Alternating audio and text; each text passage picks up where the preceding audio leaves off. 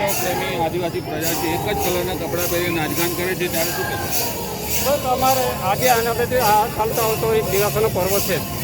દર વર્ષની જેમ આ વર્ષે પણ અમે લગભગ 5મા મહિનાથી આ કપડાનો ઓર્ડર આપ્યો હતો. અમારો એક જ વેપારી છે, એ જ વેપારી અમે દર વર્ષે આ લેડીઝો ઓર્ડર આપતી હોય છે અને દિવાસાની તારીખ લગભગ 15 દિવસ પહેલાં ગોઠવાતી હોય છે.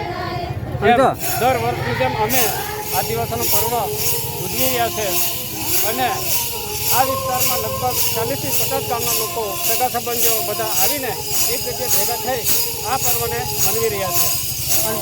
બીજી એક વાત મહત્વની છે કે પરંપરા કેટલા વર્ષોથી ચાલતી આવે છે અને આ દિવાસાનો પર્વ જે આદિવાસી વિસ્તારમાં બીજે તો જોવા મળે છે, પરંતુ આપણા ગામની અલગ વિશેષતા જોવા મળી છે કે મોટી સંખ્યામાં થાય છે. આ પરંપરા લગભગ અમારે આદિ અનાદિ ચાલતો આવે છે. અમારા દાદા પરદાદાઓ પણ આ રીતના દિવસો મનાવતા હતા. પહેલાંના જમાનામાં આ રીતે પીવા વગાડીને જ આ દિવસોનો પર્વ ઉજવતા હતા.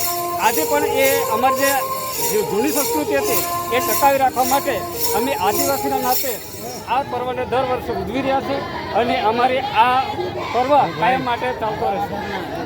જો હવે અમારે એમ કહેવાનું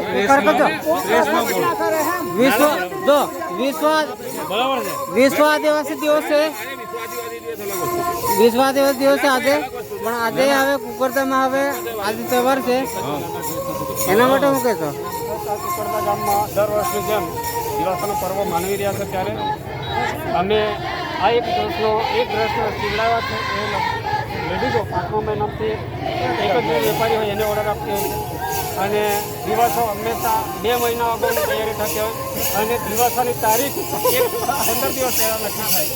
દરેક ગામના વડીલો આગેવાનો રહે અને દિવાસાની તારીખ નક્કી થાય એ દિવસે અમારો દિવાસો થાય છે.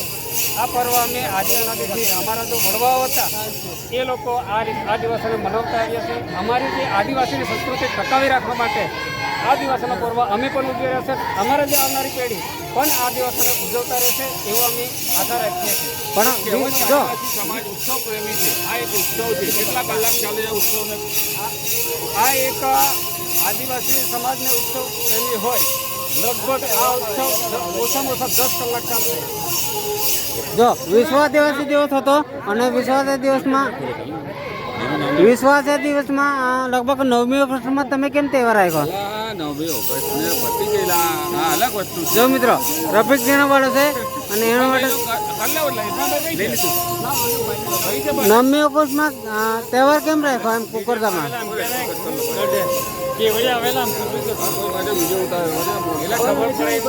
હાજી મિત્રો,